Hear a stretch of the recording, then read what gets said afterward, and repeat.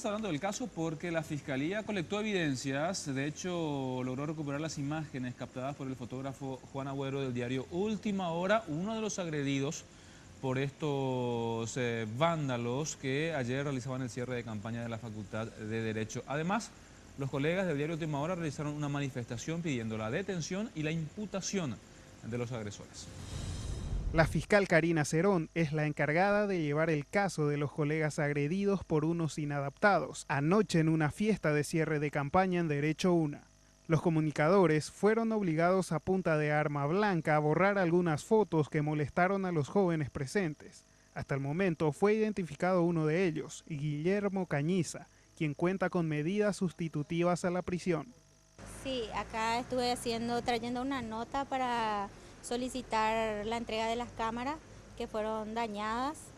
También estamos llevando fotografías que fueron recuperadas de la memoria de la cámara.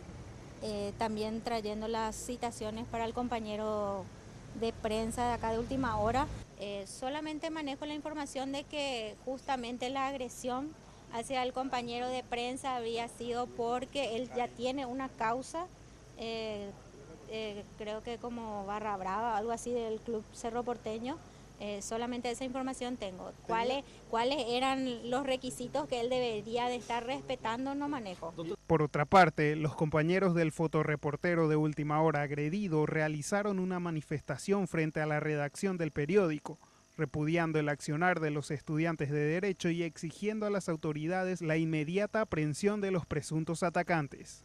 Nuestro pedido es celeridad en el tratamiento de este caso, porque vemos que no hubo una movilización rápida de las autoridades en este caso, ¿verdad? Entonces queremos que se despierten, que tomen no solamente por ser un trabajador de prensa, sino por ser cualquier ciudadano agredido, ¿verdad?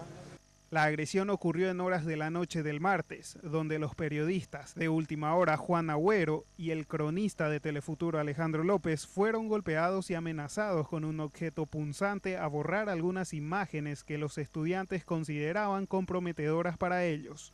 La turba también destruyó las cámaras de los colegas, lanzándolos al suelo y a una zanja cercana. Los comunicadores realizaron la denuncia correspondiente en la comisaría 12 Metropolitana.